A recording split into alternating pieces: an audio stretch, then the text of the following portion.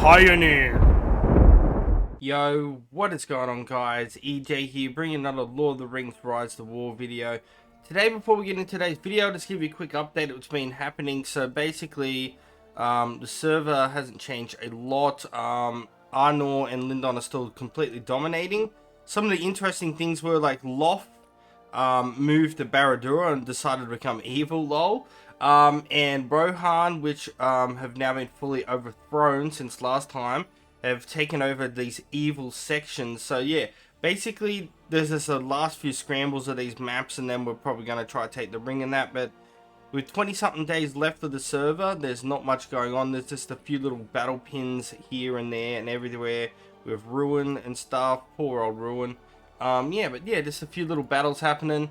Myself, I'm heading for Ashen Plains at the moment, so I've been pathing down here for the last day or so. I moved my base and things, and yeah, well, I'm heading down there at the moment. But yeah, we're going to talk about another commander today, guys, who I think is becoming the new meta. Like, he is very good. I myself only have him R4, but thanks to a lot of my teammates and that, I was talking to a lot, we're going to go over a lot of reports and stuff today, check out all their gear and stuff like that. And that is going to be Elrond, as you would have seen by the thumbnail and the title, of course. He is really good. He is doing a really amazing, especially in Tactics Evolve. So yeah, we're going to check him out, and I'm going to be starting to investing in him again soon. So yeah, let's go check out why he's so good. Look at some of these reports and everything, shall we, guys? Rightio, so we're going to start off with a more of a mild build at the moment. Now, I believe he told me his Elrond was R5, so that's what we're working on at the moment. A big thank you to Arondir. As you can see right here, basically he's got a 48 Elrond that went up against his 48 Haldir, and he absolutely did amazingly here. If we have a quick look, you can see the damage. He took 185 and hit to the 288k damage that he did do to Haldir. But we're going to have a look at his gear and just get an idea of some of the gear that everyone's using on him, and then look at his skills and such. So he's using a Noldor sword with Mind Split. That is very interesting. We'll have to look at his skills to see why, because I didn't think he would be doing a lot of focus damage. But yeah, that is very interesting. But it does give good buffs for unit attack of men and elves, which everyone seems to be using all elves on him, but I think some Manish units could work as well. We're going with the Ranged Shroud, so a lot of people are sticking with all ranged, which is kind of smart. So that's giving some attack range, but also he's got the Heralds on there as well, which are going to give good defense. He does have a low Aegis helmet, and then I've noticed a lot of people are running the Harp with Hunter's Mark for Basut. We will be seeing that used a lot. Troop combination, like I said, sorry about that, we've got a little land I'm just grabbing in the background.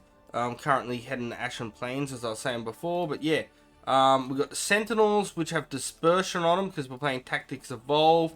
We have the Lethal Strike Bow Knights, which are amazing. I've just unlocked this myself, so I can't wait to be using them. And then we have the Elite with Protracted War on the Herald.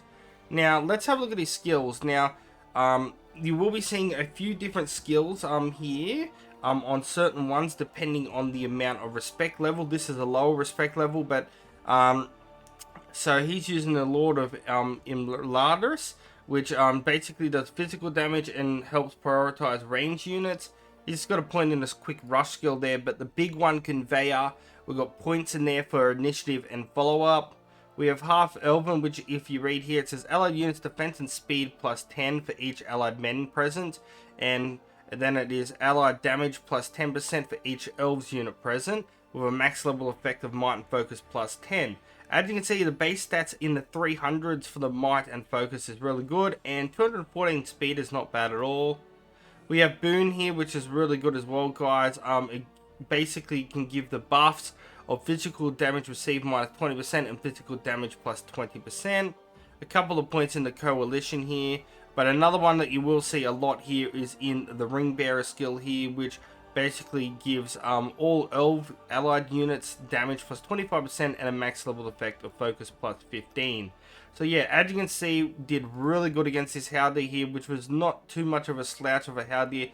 A bit of a lower respect leveled one as well, but all in all, not too bad. If we have a look at another one, this is one that he went up against a level 50 GILGALAD, which is very strong, as you can see. We can see the gear right here once that pops away. Tactical maneuvers, Agius, so yeah, this is a whale, an absolute monster of a Gil at level 50. Was 2 levels lower, but as you can see from the results, did fantastic, out damage the GILGALAD.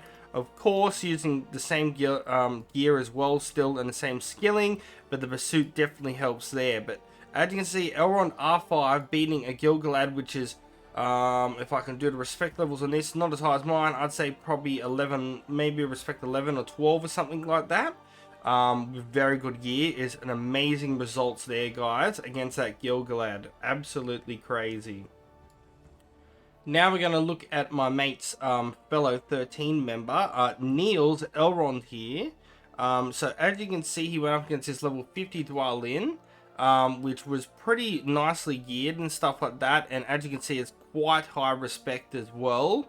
From roughness, I think that's around at least like respect anywhere between 10 and 15, I believe. So yeah, very high respect levels there. And as you can see, Elrond absolutely destroyed him. We're using the same troop combination as we've seen before. If we have a look at Neil's gear, it is absolutely insane. But you will see a little bit of a different skilling setup here, which is very interesting. But I think it is the best way to go that most people are using as the meta build. So he has the Elven White Knife. He has Hazard Training. He's using Agius. So all these guys have really good gear, and they're all running Pursuit. So he's using the same Lord skill that we've seen before and Conveyor. Then he has moved on to half Elven and Boon, so these skills are highly used again. But then he is using White Council, which is very good. I believe this should be used as well. So he's maxed that out and then put some points into High Alert. Put some points into High Alert there. And then after that, he's got the Ring Bearer maxed out. So he's basically focused on the main ones, but definitely using White Council there, which is going to help against evil units and stuff as well, and stuff like that, but not really versing a lot of evil this season. So yeah, I think this is the meta build. You will see when I show a couple of other people as well, but if you see the battle breakdown report here, we had this DWALIN, which was not bad geared and everything like that, but as you can see, the damage compared to, yeah, was just absolutely crazy. But keep in mind, his Elrond is very highly respected and very well geared. But yeah, I just wanted to give you one example of a whale like god tier Elrond of what exactly he can do, guys. And as you can see, he turned this DWALIN inside out and just, yeah, absolutely blitzed him. Rightio, guys, so now we've got a battle report here from Twigger. So basically all using the exact same troop combinations and skilling once again, as you can see, pretty much a little bit different here with endurance skill, but the lethal strike is a very important thing. He went up against his 48 EOWYN, which is not a slouch of an EOWYN either. Some very good gear in this EOWYN. Tactical maneuvers always used a lot, so really trying to buff the melee defense there, as we can see, using her shield as well. But as we can see with his Elrond, he's gone with a little bit of a different build. He's gone with a Mirkwood bow with Elf Strength, which is very smart. He's then using the Hauberk. He is then using Agius. A lot of people are trying to use Agius here, which I've been noticing a lot.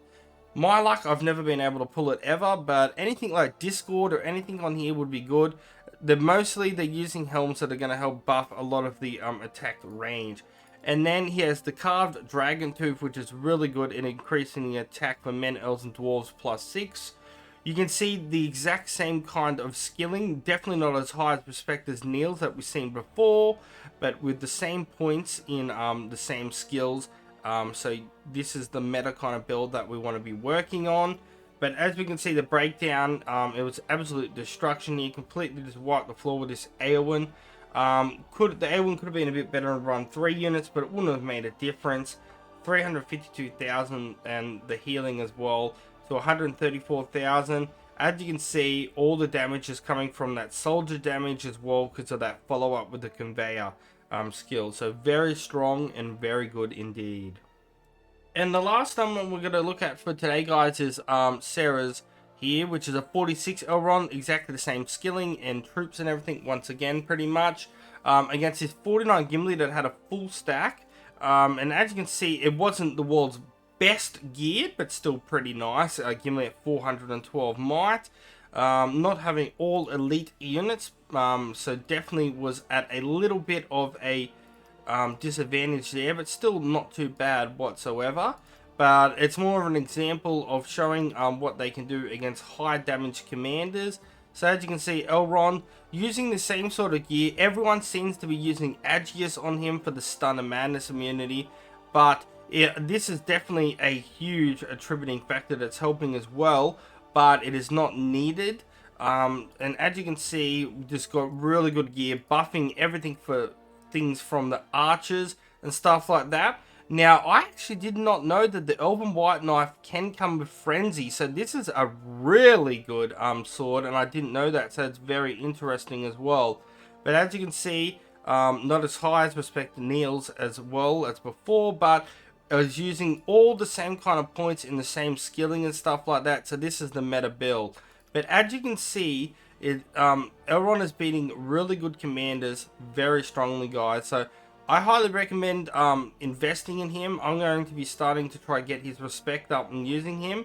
I want to try getting him up to like respect 8, 9, 10 or something like that, and then going to start using him. And yeah, but big thank you to all these reports and stuff like that, and to the members of my teammates and stuff like that to help me make this video, just to give you guys a better example of how good Elrond is at the moment, guys. So yeah, until next time, guys, I'm going to wrap it up. Got a lot of attacks here going on. I've been getting close to Ashen Plains, so yeah, I'm going to wrap it up there, guys, and until next time, peace out, EJ's out, and I'll catch you guys later. See yous. Thousands of the EJU